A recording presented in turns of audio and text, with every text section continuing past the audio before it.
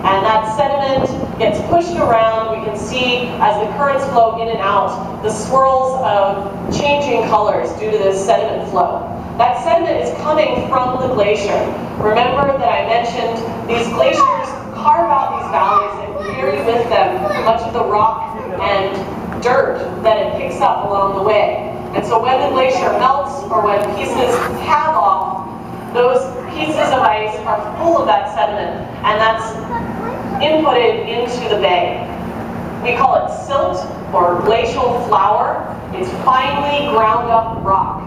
And we do have some available at that Ranger Information Station.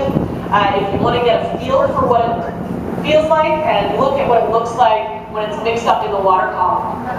This sediment is one of the clues that we are close to glaciers, and one of the other things that you can notice about the quality of the water in this area, there's so much fresh water being melted off of the glacier that there is actually a lower salinity level in this part of the bay. There's a layer of fresh water floating on the surface.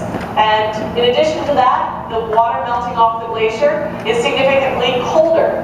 So the bay temperatures are cooler here in the upper parts of the bay relative to the lower portions of the bay we started in this morning. Some of the other things you'll notice as we approach Lamplugh Glacier, that beautiful blue color that you often see in the ice.